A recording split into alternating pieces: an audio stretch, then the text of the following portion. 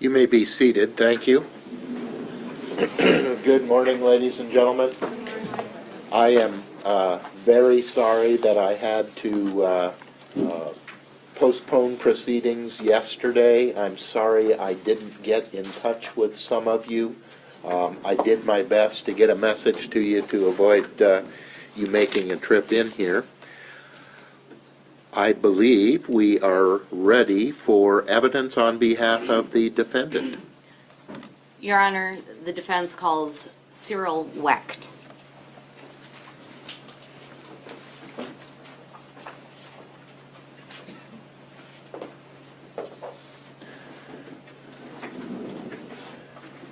Sir, if I can get you to raise your right hand, please. Do you swear to tell the truth, the whole truth, and nothing but the truth? I do. Please be seated.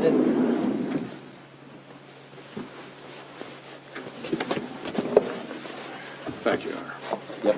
And if I can get you to speak right into that microphone, please, so everyone can hear you. If you would begin by stating your full name, spell your last name. Cyril H. Wecht, W-E-C-H-T. And I'm going to ask that you get even closer to that microphone, please. Ms. Branstad. Dr. Wecht, what is your profession? I am a forensic pathologist and medical legal consultant.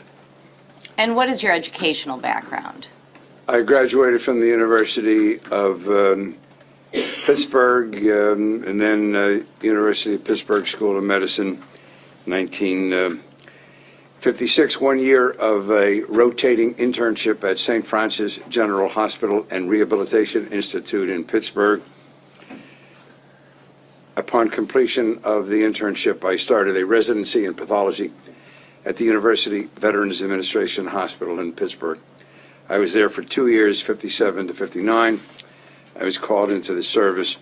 I served this 2 years as captain in the United States Air Force, and I was an associate pathologist at Maxwell Air Force Base Hospital in Montgomery, Alabama, 59 to 61. That then completed my 4 years of training in anatomic and clinical pathology, and I did my 5th year in forensic pathology as an associate pathologist and research fellow in forensic pathology at the office of the Chief Medical Examiner of Maryland in Baltimore, 61 to 62. Then I returned to Pittsburgh. And since 1962 to the present time, I've been practicing in Pittsburgh, Allegheny County, and surrounding counties in southwestern Pennsylvania in various capacities. I was hospital pathologist at different hospitals, chairman of the Department of Pathology at St. Francis Central Hospital for about 26 years. And I had a private pathology laboratory for about 20 years. And then I've been doing private consultations for plaintiff and defense attorneys in civil cases, for prosecution and defense in criminal cases. I was the chief forensic pathologist in the Allegheny County Coroner's Office for 4 years, 66 to 70. I was coroner for 10 years, 1970 to 1980. And then I was coroner again for another 10-year period, 1996 to 2006. Since the late 60s to the present time, I have been doing autopsies for coroners and district attorneys in several surrounding counties in southwestern Pennsylvania, in all their cases when they decide they want to have an autopsy. Are there any, and I won't go through your entire resume because that would take quite a while, but would you highlight for the jury some of your academic positions? At the present time and for several years, I have been a clinical professor of pathology at the University of Pittsburgh School of Medicine. I'm an adjunct professor of epidemiology in the University of Pittsburgh Graduate School of Public Health. At Duquesne University, I'm an adjunct professor in three schools, three separate appointments: the School of Law, Graduate School of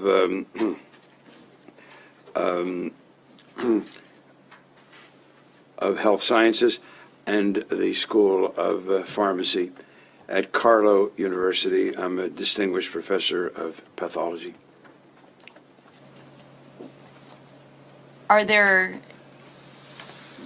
What are your more notable publications? Well, I have about 625 articles that I'm the author of or co-author, covering a wide variety of subjects, mostly medical, legal, forensic scientific, forensic pathology. I am the editor or co-editor, author or co-author of about 45 professional books, including some multi-volume sets, one of which is a 5-volume set entitled Forensic Sciences that was first published in the early to mid-'80s and continues to this day with a semi-annual supplement. Are there any honors that you would point to help this jury understand your qualifications? I continue to remain active as a pathologist. I just did a couple autopsies over the weekend. I would be doing 3 today if I were not here. I have someone covering for me. Your Honor, for the record, objection non-responsive to the question of what honors. We were hearing about what he would be doing. Why don't you ask your question again, if you would, please? Have there been any honors? Oh, honors. I beg your pardon. Thank you, Mr. Bull. No, I'm sorry. I did not hear the question. Of course not. Honors. Yeah, yes, I received honors from various organizations, professional and law enforcement and academic over the years. And you said that your last autopsy was last week? Over the weekend, yes. What do you think the total number of autopsies that you've been involved in is? I estimate since I began to do autopsies in 1957, my first year of residency, to the present time, that I've done about 20,000 autopsies. I have reviewed, supervised, or signed off on about 40,000 others. When did you last testify in court? Last Thursday, I testified in 2 homicide cases in Westmoreland County for the prosecution, cases in which I had done an autopsy. Have you been certified as an expert by courts in other states? Yes, maybe a couple dozen states and a couple dozen counties in Pennsylvania and maybe a dozen or so federal courts throughout the country. And I've also testified in some foreign countries, Canada, Taiwan, Bahamas, Israel, Australia. Have you been retained to investigate other homicide cases? Yes, as I said, I do consultations, and some of these are homicide cases. And can you give us a few examples of some of the more notable cases you've been involved in? Well, I've been involved in some official capacity, one way or another, attorneys, families, governmental agencies, with the John F. Kennedy assassination, the Robert F. Kennedy assassination, the assassination of Reverend Martin Luther King, Gene Harris, Sonny Von Bulow, Waco, Branch Davidian Fire, and Fort Worth.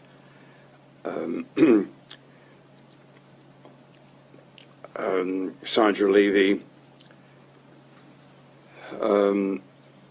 O.J. Simpson, John Benet Ramsey, Phil Spector, and some others.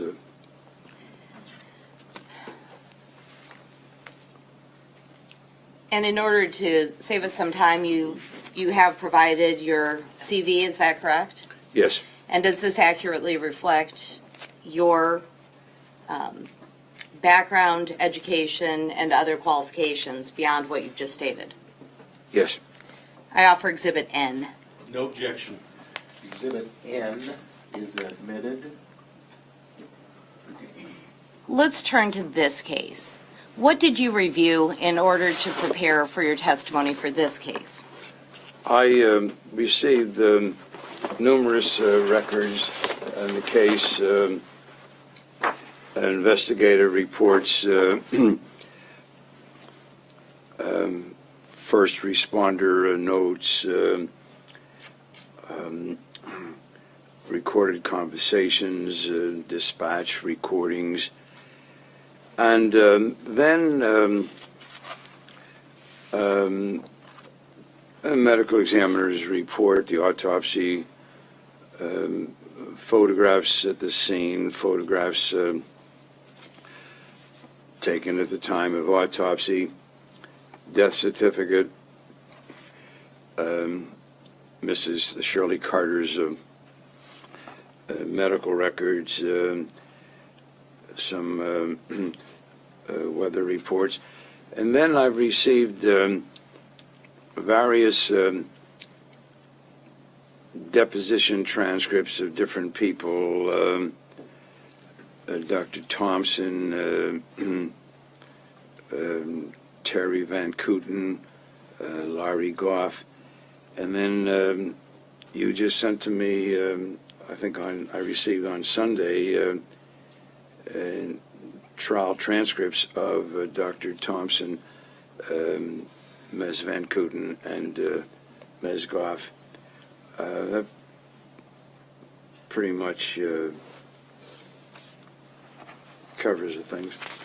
There were statements from other people, information from people who were there, including a fire inspector and other people.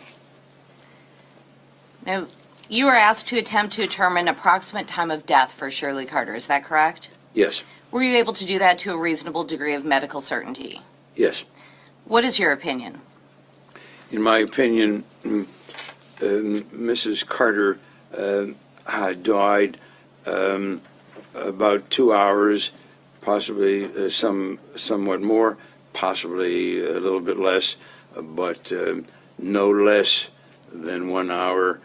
More, most likely, in my opinion, I would express, would be around 2 hours, recognizing some variation up or down, so to speak, from a temporal standpoint.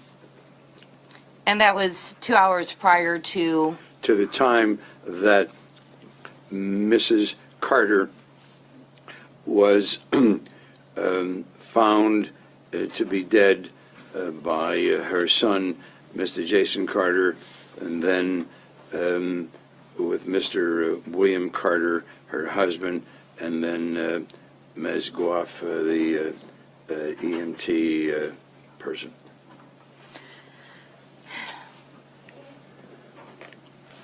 on what factors do you base your opinion? Well, the criteria that we use in determining time of death are, of course, background investigative material, information to the fullest extent possible. That certainly is most important.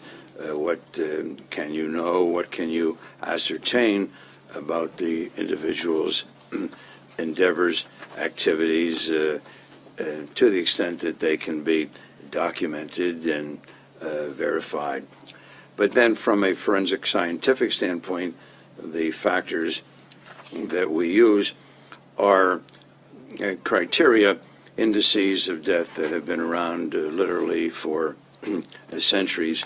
Rigor Mortis, body stiffening; Livor Mortis, the gravitational settling of blood into the dependent parts of the body based upon the position of the body when the individual dies; and Algor Mortis, body temperature. Then sometimes gastric contents may come into play, and sometimes other things that you notice, the eyes and things of that nature. But the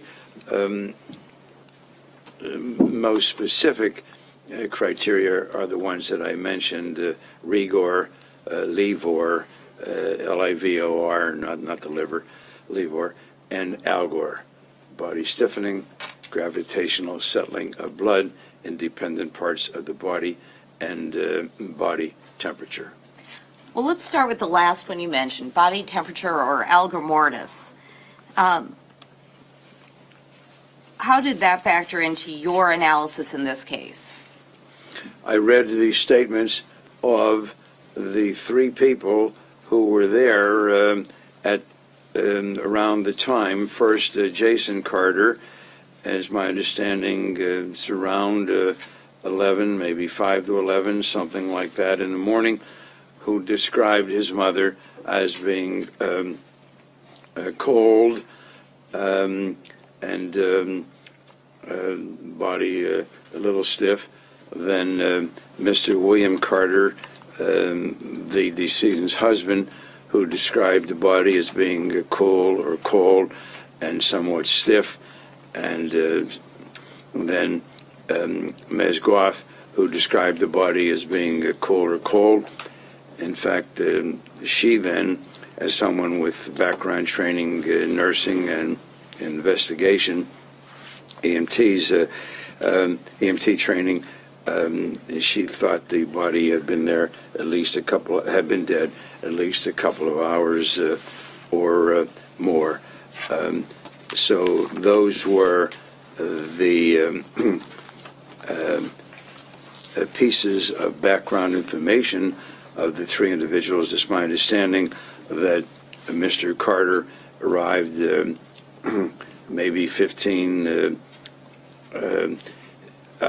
I sent the times around 11:04 with Jason Carter, maybe around 11:17, 11:18 with Mr. William Carter, and then maybe toward 11:30, a little before 11:30 by Ms. Goff. So it's a pretty tight period, depending on what the times are for all of you to ascertain. But those are my understandings of the time period. And so that would go from a little bit less than a half an hour to maybe, as I understand it, possibly up to 40 minutes. Has been some testimony already that bodies may cool at a different rates, or it may be dependent on the person. What do you look at when you're making determinations about algor mortis? Well, you want the history of the individual. Did the person have any temperature problems? Was the individual sick? Did he or she have any fever? You want that information. Then you want environmental information. In this case, it's my understanding the internal temperature was about 72, 73 degrees. There was some air conditioning, but the front door was open at various times. The screen door closed, but the front door open, people coming in and out. So environmental temperature similar to what we have in this room at this time. So you want to know that, because if it's excessively cold or excessively hot, that could make a difference You want to look and see if the person is heavily clothed or maybe nude. Sometimes if the person is significantly obese or significantly thin, malnourished, those are things you might want to consider. So those are the things that you would look at to determine if the Your Honor, objection, Your Honor. Why don't you ask another question, Ms. Branstad? You stated earlier that you had photographs of Shirley Carter from the scene. Those showed her clothing, didn't they?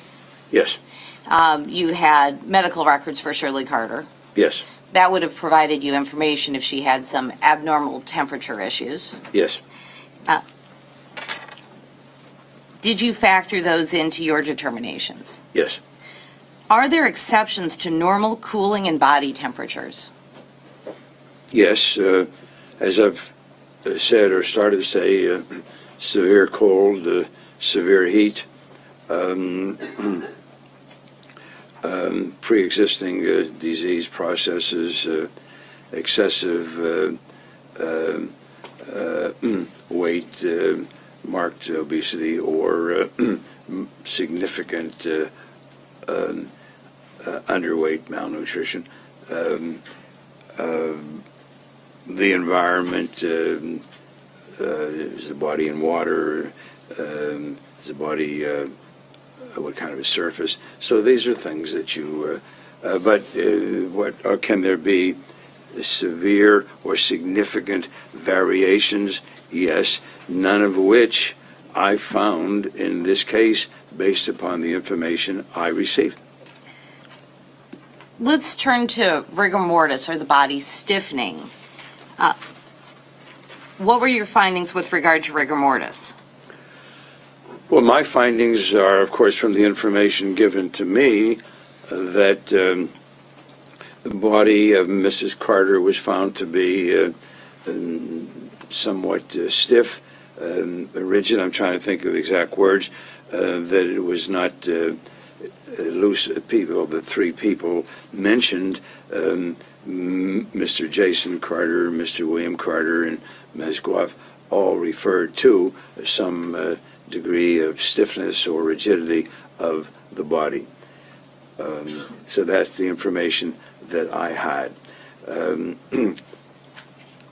What are the implications of that for your analysis? Rigor mortis generally begins to set in terms of what you can see and feel, not in terms of maybe it's beginning from a chemical standpoint with the formation of chemicals that lead to the stiffening, but in terms of what you can see with the body, classically described as beginning to appear around 2 to 4 hours, becoming fixed usually about 8 to 12 hours, remaining fixed for about 24, maybe a little bit more hours, and then finally beginning to go away and usually gone by 48 hours after death. Are there exceptions to normal stiffening of musculature? Yes, there can be exceptions, again,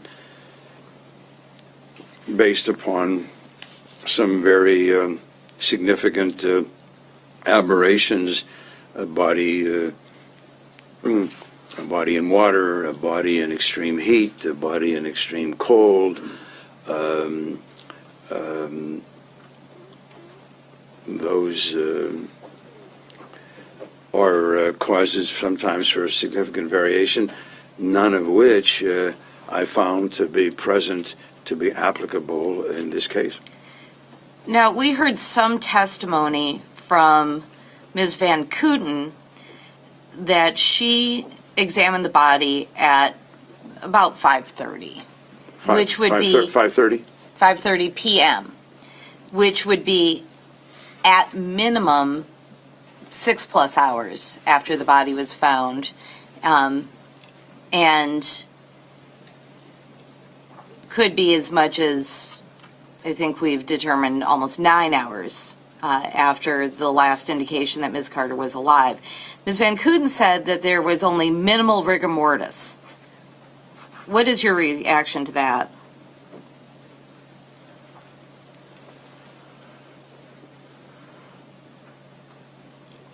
Only minimal. By the way, that's okay.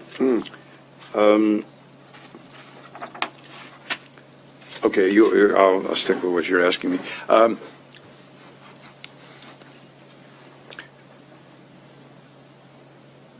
Only minimal rigor mortis after 6 and possibly after 8 hours. That doesn't sound like it would be biologically correct to me. There should be something more than minimal rigor mortis.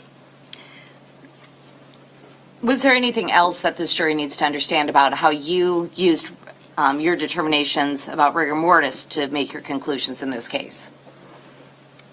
Well, the fact that the 3 people described Mrs. Carter as being somewhat stiff, somewhat rigid, so on, my opinion is that would not have developed within a half an hour or so after her death. That is too early. There's an exception that is referred to in the books that probably 99% of forensic pathologists have never seen, called cadaveric spasm.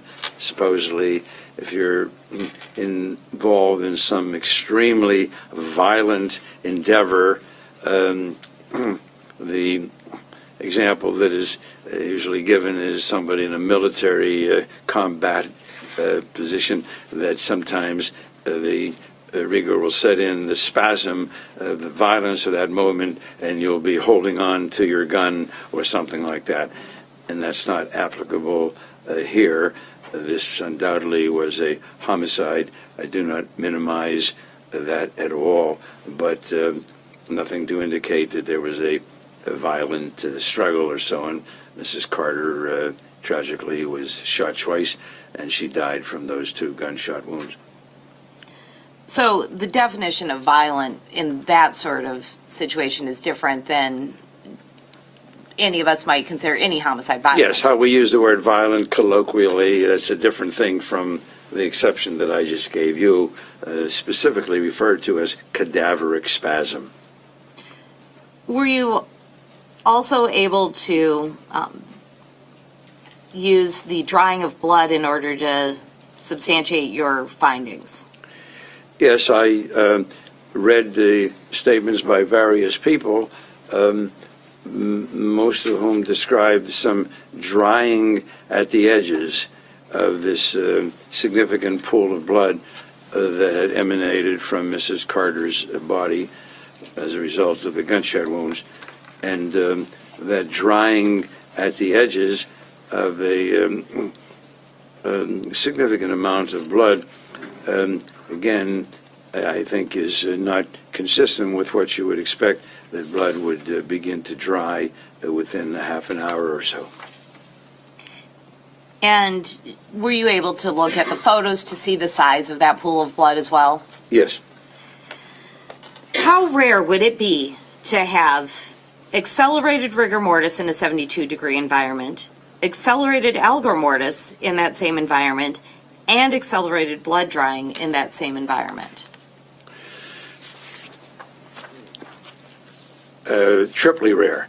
In other words, there can be variations, we all know, biological, physiological variations from one human being to another. We're all aware of that.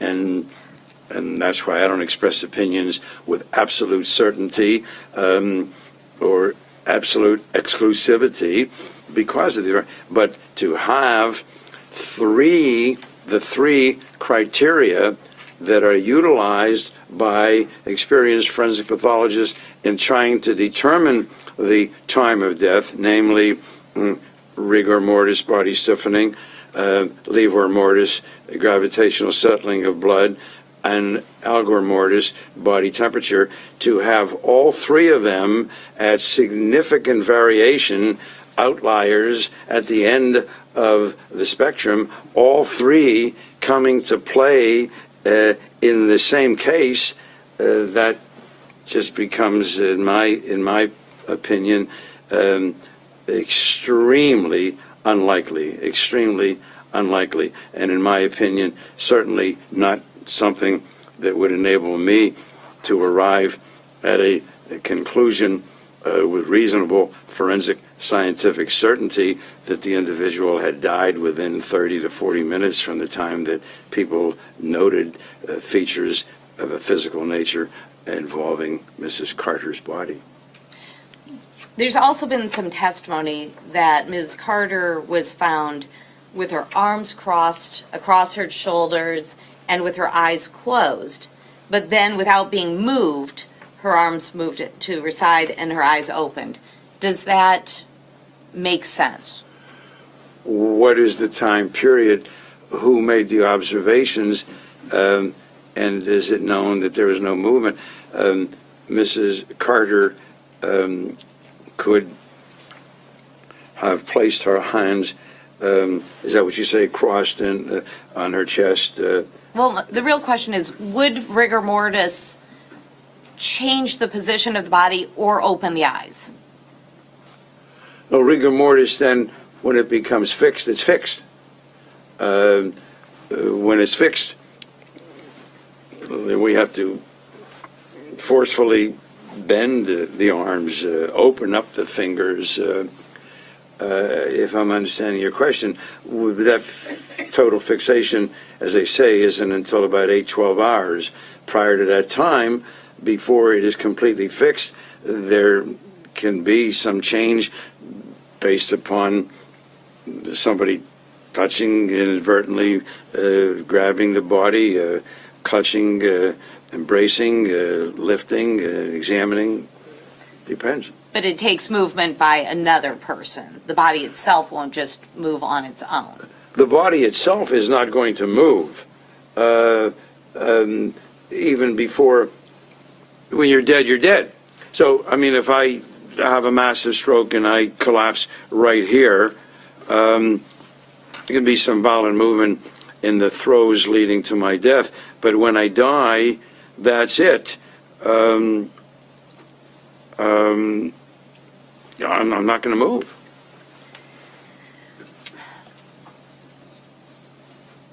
Now let me change topics to the investigation in this case. In your experience, do you recommend some type of temperature reading in order to assess time of death? Yes. Among the three things we've mentioned, rigor, lever, and algor, algor is the most accurate, the most scientific, not in an absolute scientific fashion. It's not a chemical or physical or mathematical calculation, but relatively speaking. Well, look, I've already told you about rigor mortis, the spread. 2 to 4 hours it begins to develop, 8 to 12 hours. Narrative. Would you ask another question, Ms. Branstad? Well, I think we're within that. Why do you believe that a temperature reading is called for? Temperature readings began, I think the first recorded in our literature is back in 1839, and then in the latter part of the 19th century, more books. There is not a single forensic pathology textbook that I am aware of that does not get into a discussion of the degrees of change in body temperature of a dead body. I don't know of no forensic pathology. Every one of these textbooks from which we learn to become forensic pathologists, you name it, every one of these books will have indices talking about the fact that the body loses about 2 degrees in the first hour, and then maybe 1.5, 2 degrees in the next couple of hours, and then 1 degree thereafter, until the time that the body's temperature becomes that of the environmental temperature. It's all there. These calculations are made by mercury thermometers. Sometimes they're inserted into the liver, and more frequently into the rectum. They're somewhat bigger, similar to the thermometer with which we are familiar, mercury thermometers, but they're somewhat bigger and but similar in shape. So yes, to my knowledge, the major medical examiner institutions, the training centers and so on, they do this. I know for a fact that New York City, for example, the largest medical examiner's office in the country, they do a rectal temperature reading on every single case, except for those that show significant decomposition. But every case, it's a relatively simple procedure. And these measurements, as I say, are known and reported, and not something that I'm coming up with or just expressing an opinion on. You'll find such a discussion, and the obvious explanation is that the authors of these textbooks did these studies, researched these studies, and are reporting them, so that they're not nonsense, nor are they something of an atypical, rare, infrequent nature. There was some testimony that taking a rectal temperature may interfere with the ability to do a sexual assault investigation. What is there a way to avoid tampering with that? There are two things to be done there. Number one, you take the swabs. That's what we do when we think there's any possibility of any kind of assault. We take, it's a piece of cotton on a stick, like you might use to clean your ear, and you oral swabs, and in a woman vaginal swabs, and in women and men rectal swabs. So number one, you would just do your swabbing first. You were looking for semen, seminal fluid, whatever. Number two, then, when you insert the thermometer, if you think there might be any possibility of sexual assault, you place the thermometer in the finger of a latex glove, and that does not obfuscate or alter the reading. The thermometer is inserted, they recommend usually about 10 centimeters, which would be about 4 inches into the rectum, and then when you extract it, you have the reading on the thermometer, and you have the glove, the finger of the glove that has covered the thermometer, and you submit that along with the swab, so that if there is anything there in the rectum, then it'll be on the glove. And of course, you don't just wildly insert the thermometer, you insert it properly. I think he was completing his answer, Mr. Bull. Finally, in this case, there was a fly egg sac found within the body. Do you recommend preserving those type of fly eggs? Yes, I believe they should be collected and preserved, and you'll see whether or not it's necessary.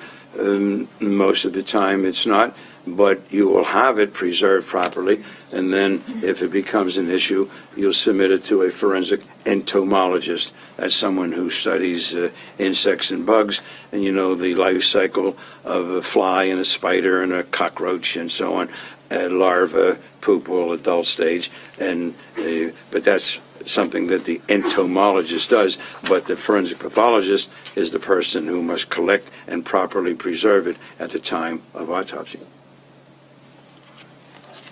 I have no further questions. Mr. Bull. Good morning, Doctor. Good morning, Mr. Ball. I'd like to start with some things we can agree on, okay? You would agree with me that Shirley Carter died from injuries to her heart, aorta, lungs, and those were caused by 2 gunshot wounds to the torso. Yes. You conclude that Shirley was shot with a rifle. Yes. You agree that the shooter was standing near the back door. Yes. And you concluded that Shirley was shot first in the right back side area and then shot once in the chest while she was lying on the floor. Yes. Now, when you conduct a review, you rely on whoever's retaining you to provide you the information that you need to have. Is that a fair statement? Yes. And in this case, the people who were retaining you were Jason Carter's defense team. Yes. Your Honor, may I approach the witness? You may.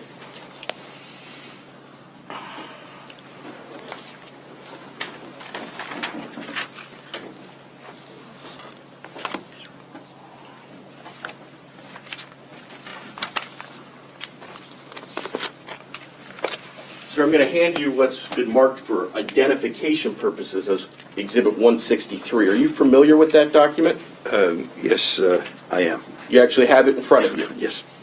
And this is the report you prepared on June 22nd, 2018.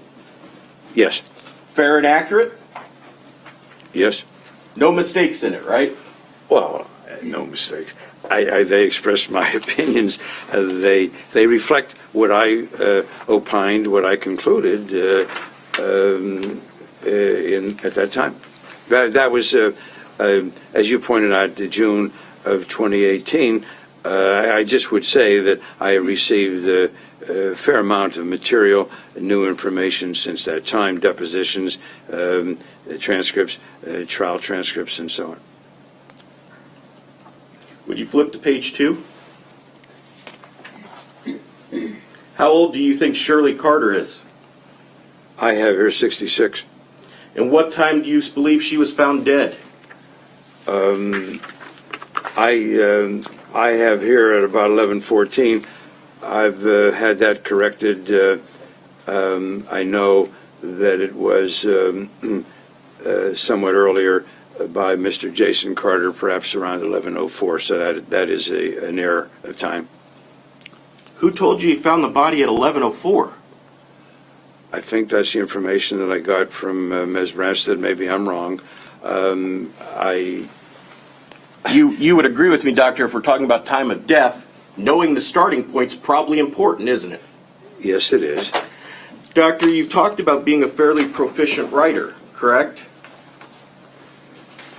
You I spoke about- gave a number. I don't know how proficient I am, but I referred to things that I've written, yes. May I approach the witness again? You may. Sir, I want to have you take a look at what you wrote on April 7th of 1982.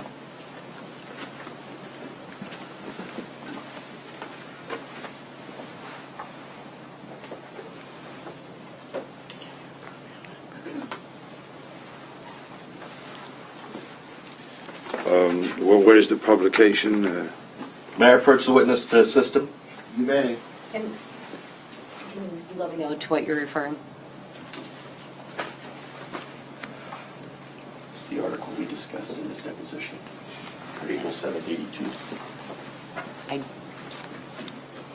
Sir, you'd agree with me, the headline says expert testimony in prominent cases, Yes.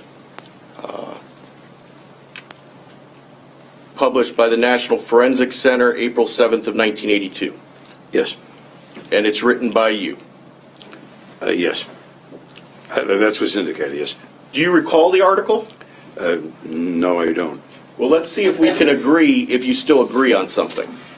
On page 2 of this document, you're discussing how important it is to get all of the relevant information. Is that a fair statement?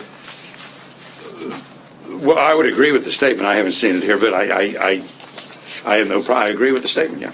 Okay, well, read along silently as I read out loud.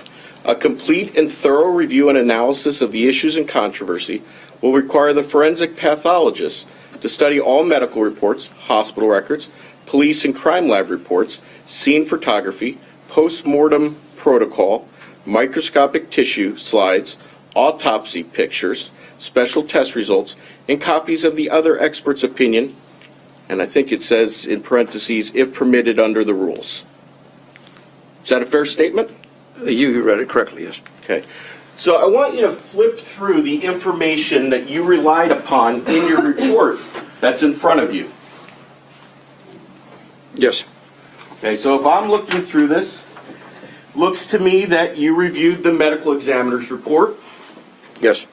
You reviewed the preliminary report, and that's who Miss Van Coten is, right? Yes. Shirley Carter's death certificate, Yes. Shirley Carter's medical records. Yes. Then you referenced something called the SWCAD. That's just Marion County's dispatch reports, correct? Yes. And then you talk about a weather report. Yes. And then you also told us that you relied upon, and the defense gave you, depositions of both Jason Carter and Bill Carter, didn't they?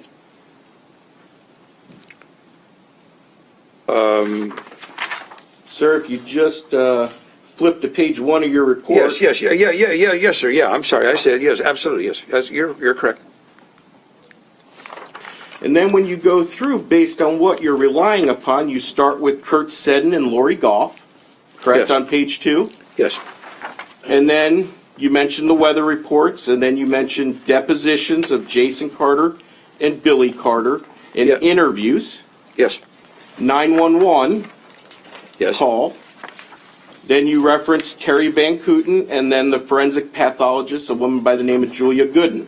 Yes. Where's the first cop who arrived on the scene? Dr. James Lane, the first deputy. James James Lane. Lane, Yes. I do not have such a report. Do you have any idea why the defense wouldn't give you the first officer who arrived on the scene's observations? No, I have no answer.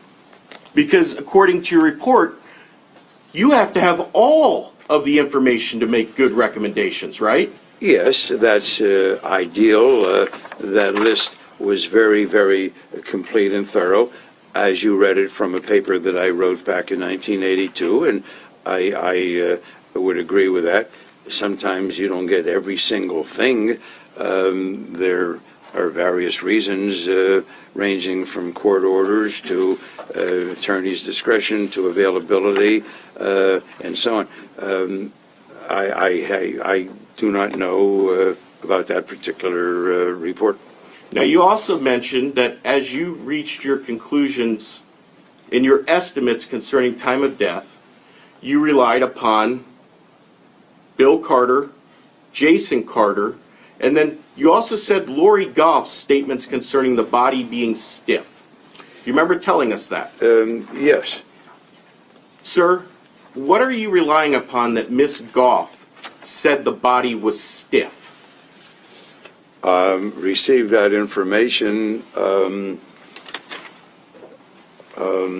among the documents that were sent to me. I know that it's among the materials that were sent to me, Mr. Bull. I can't tell you specifically. I'm looking to see. Sir, do you recall reviewing Miss Goff's deposition? Let me see, Ms. Goff's. I have Ms. Goff's trial transcript. Let me see, please. Deposition of Van Kooten, deposition of Thompson.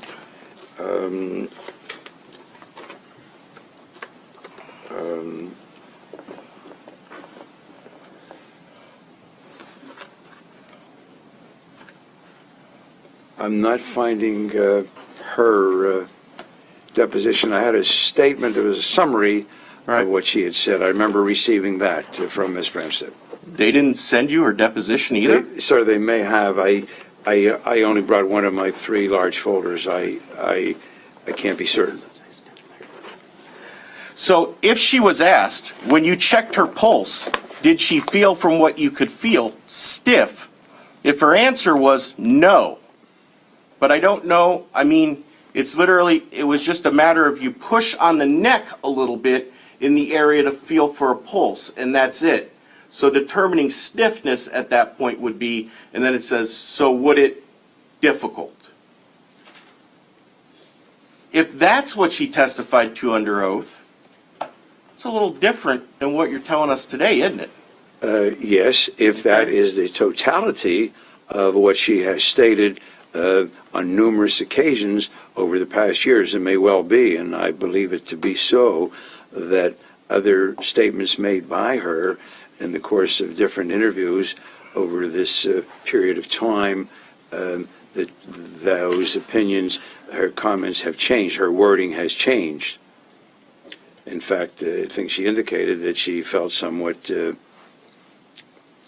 pressured or whatever the word was when she was asked why her opinions, why her words had changed. Sir, you do have Miss Goff's original notes that she wrote that day. I think that's one of the things you indicated. It's a one sheet. That's what I was looking for. Is that what, it's a one sheet of paper. I could see it in my eyes, but not in my folder. Okay. May I approach the witness? You may.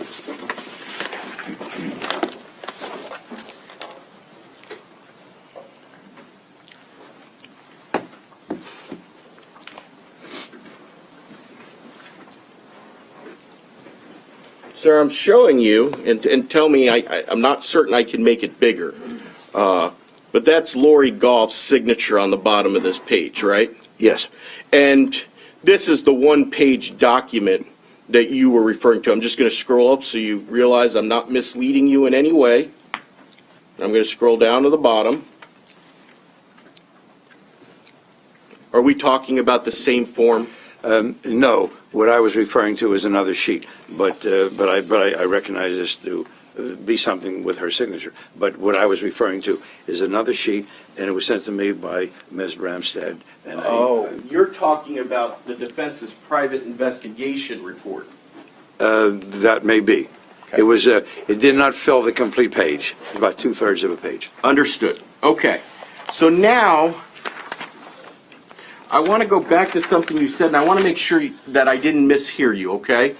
You indicated you believe Jason found his mother 5 minutes to 11. 5 minutes before 11. No. I think I said maybe one place it said 10:55, but then I've been told that it was probably 11:04.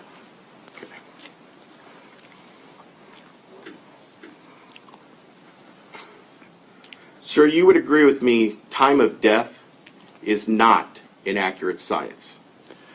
It is not accurate in terms of being scientifically precise, like when we do a physics formula, a chemical formula, or a mathematical equation. It is not. So you have to, you can't just make that statement to suggest, and I'm not implying that you are suggesting this, but when you say sometimes that's not accurate, it's understandable that the person may think that it is inaccurate. So there are levels of accuracy. I felt cold today in Omaha. It wasn't warm. If I talk to a person who lives here, they're not at all unhappy with a temperature in the mid-40s, and they don't think it's cold. So what I'm saying is I have no disagreement with the statement, but it would be not precisely accurate in a rigid scientific sense. But that does not by any means mean that it's inaccurate. And as I've already said, and I won't repeat it, every forensic pathology textbook that has ever been written refers to these temperature changes. So these people were not fools or charlatans. They're not imbeciles. Why did they do it? If it was scientifically inaccurate, why is it there? Then they comment about the fact that it is not rigidly accurate, that it can be sometimes inaccurate, sometimes it might be misleading. I'm well aware of that. But the point is that there are basic, usually applicable rules depending upon the physical circumstances. I don't want to interrupt you. No, I'm through. I It's didn't mean not to an talk so absolute long. science, is it? But I felt it was important, sir, to answer that question about is it accurate? Is it scientifically accurate? No, but is it inaccurate and misleading in a routine, universal sense? No, It's not an absolute science, is it? that's correct. Now, you mentioned the books. This is one of the ones you told me is well respected. Estimating Time of Death. I believe one of the original authors of this was one of your good friends, Dr. Knight. Yes, yes, Dr. Bernard Knight, yeah, And from Wales. And would you agree with me that Dr. Knight, for an extended period of time, wrote the introduction to this book? Didn't he? Yes, is that not his book? Sir, we talked about this in your deposition, that now this But- is his book, but it's now being edited by someone else. Oh. No, this one I don't have. I have his original book. I'm not familiar with. Yes, you did. You asked me, in fact, about Madej, and I told you I don't know him. I do not have this book. I have Dr. Bernard Knight's original forensic pathology textbook. Well, tell me if this is true. Tell me if you still agree with this. The importance of estimating the time of death must have been appreciated for centuries, probably millennia. Even in the most unsophisticated societies, when homicides took place, the community would inevitably have correlated the location and movement of the prime suspects with the apparent time of death, however crude that comparison might have been, to test what would later become the defensive alibi. Little has changed from those early days, except the data acquisition equipment was merely the back of the hand to touch the coolness of a corpse's skin. Did I read that correctly? Yes. Do you agree with that? Yeah, at the beginning they didn't have thermometers at the back of a hand, and I've said it's been around for millennia. Yes, I agree. So, bottom line is, if we're trying to determine whether or not someone has suffered, or looking at the features of Rigor Mortis, we want to use something other than the back of the hand. Yes. But in this case, all we have is what people say is the back of the hand, don't we? Well, what people palpated, yes. I don't know if it was limited to the back of the hand as opposed to the palm or the fingers. That I don't know, but I would agree it was from what they felt. Now, you would agree with me that to actually get even the back of the hand test, you actually have to touch skin to skin, right? That's optimal. Yes, skin to skin, of course. Well, didn't you tell me in your deposition that you can't tell anything by touching someone's clothing? That's correct. But you can tell through latex gloves. But not. I did tell you in the deposition, and I repeat today, through clothing, you can't. But when I wear my gloves doing an autopsy, it's the same as if I have my bare hands. So, when a person reports, I felt her, she was ice cold, but all he's done is grabbed her pant leg. Not a good way to determine it, right? The pant leg would not tell you if someone's ice cold. No, not from a pant leg. And now when you talk about whether or not a person is stiff, which now we're talking about rigor mortis, correct? Yes. To actually know whether or not a person's stiff, you have to manipulate the joints of the body. At least some of them, yes. You may not. I mean, the forensic pathologist or a trained forensic examiner would do different parts of the body, different joints. Other people not trained, they might just inadvertently even move or attempt to move, one particular part of the body. It might be a hand, a finger, jaw, whatever. So if a person just grabbed the pant leg on the shin, there's no way they could say whether or not rigor had set in because they haven't manipulated anything. Well, that would be different from what you asked me a couple of minutes ago about the coolness of the body by grabbing the pant leg. It depends on how you grab it and whether you see if there's any manipulation, any flexion at the knee or the ankle joint. So I don't know, when you talk about grabbing the pant leg, I'd have to know more, and so would you, I think, in understanding, did you just grab it, or did you see the leg move or not move? Did it move easily and readily? Did it seem limp, or was there some stiffness? You could ascertain that to some extent by grabbing the pant leg if you attempt to move the leg. If you're doing it for that purpose and you know what you're looking for. Yes. Now, you also agree with me, don't you? And I think we agree that the skin cools quicker than a core body temperature. Yes. You also agree with me that not everyone walks around during the day at 98.6 degrees, do they? There can be some variation. Generally, we're down maybe about a degree in the wee hours of the morning, 2 to 4, 2 to 6, and then maybe a degree higher around 3, 4 to 6 in the afternoon.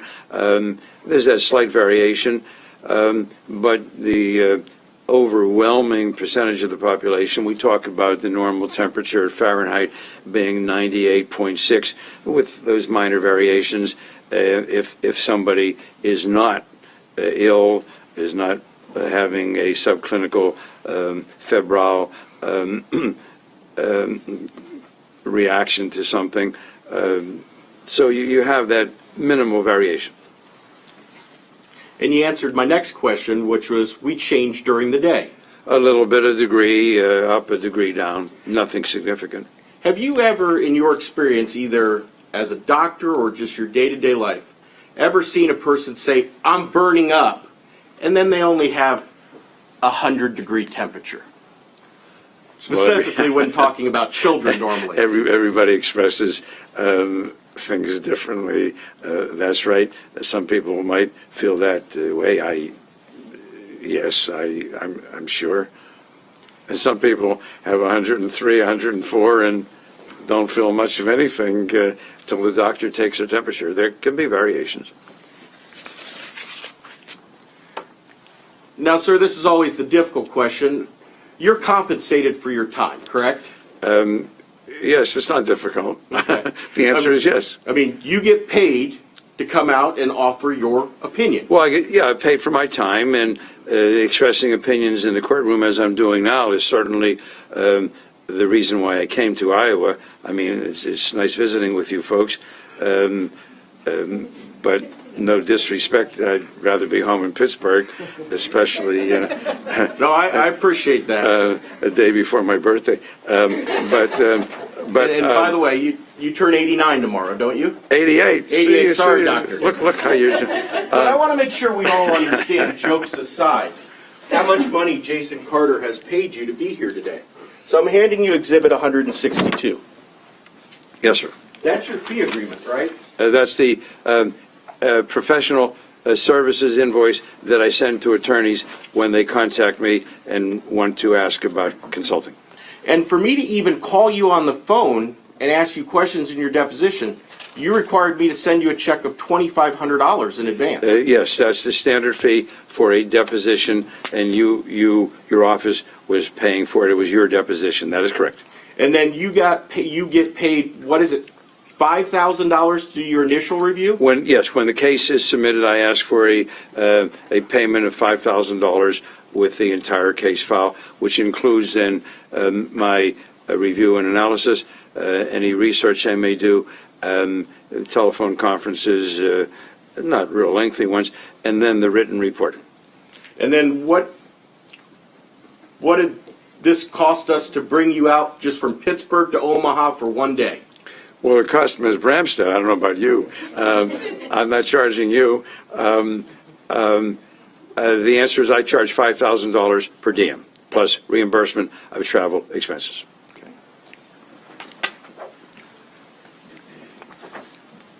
Thank you, sir. Thank you. State offers 162. No objection. Exhibit 162 is admitted.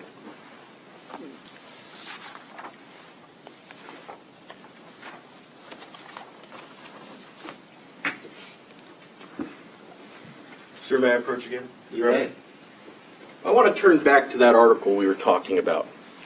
And I want to make sure I understand what you said here.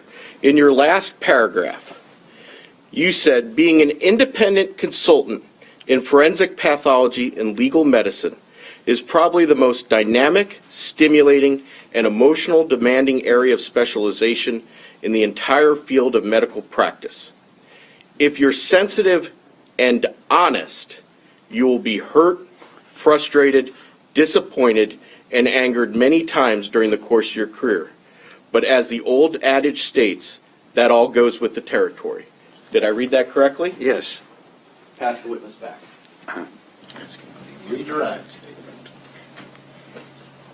What did you mean by that statement that was just read to you? Just what it says. I stand by it. Maybe even more so today as I've gotten older.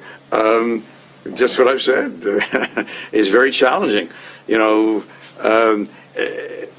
everything's challenging in medicine. Two of my kids are doctors, a neurosurgeon, obstetrician. They're challenged. One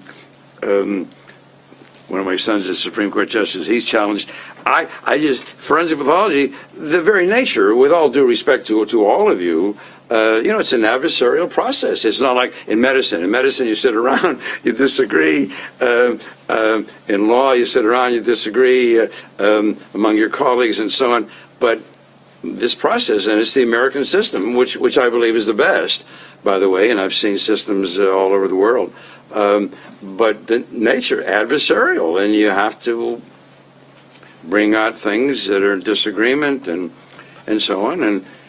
But, other times it's done in a very orderly fashion, like today.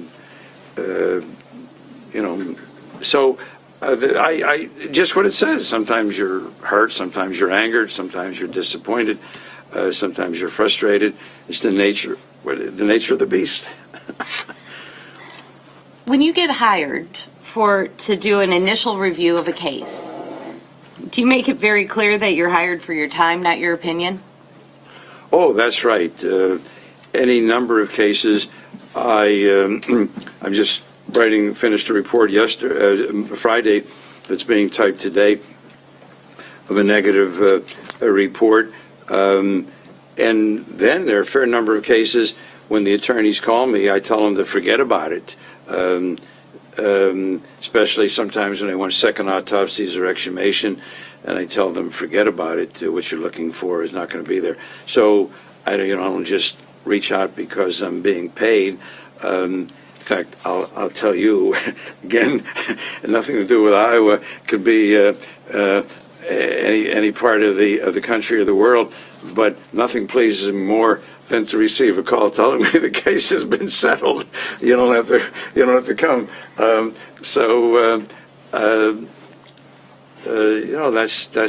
That's what you do. So let me take a step back and clarify a few things. Someone wearing either the latex or the nitrile gloves, feeling for a pulse, would have the tactile awareness of temperature? Yes, these gloves do not really. As I say, we use them all the time, and you're still feeling everything, including temperature. And a kiss to the forehead certainly would give... I'm sorry? A kiss to the forehead would give a sensation of temperature? Some sensation, yes. If it were warmer or colder than what would be expected if one of us kissed somebody else in the room here now. Yeah, you would feel you wouldn't. I don't think you'd feel a degree change or so on. But if you had several degrees, a 3-4 degree change, I think you probably would. Your lips would tell you a difference. As a forensic scientist, with more than 20,000 autopsies, more than 40,000 reviewed cases, have you ever seen a case in which, in 45 minutes or less, a body is cold, stiff to any degree, and a blood pool is drying around the edges? No, I cannot recall such a case.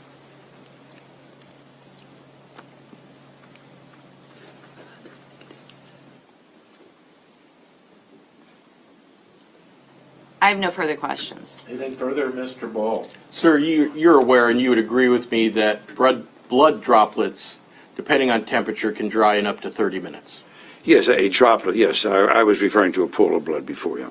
And when we talk about a pool of blood, you're describing a pool of blood, correct? Yeah, a fair amount of blood that had emanated from Mrs. Carter's chest and back. Okay. Thank you for your time, Doctor. Thank you. Anything further? Nothing further, Your Honor. Thanks, sir. You may step down. Thank you, Your Honor. May this witness be excused? Yes, Your Honor. Yes, sir. You are excused, doctor. Thank you very much. Thank you, Your Honor.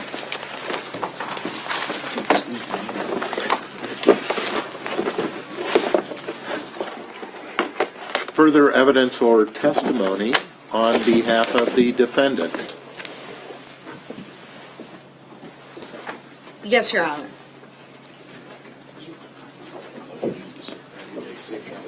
Your Honor, I believe our witness will require a few minutes to set up. That's okay.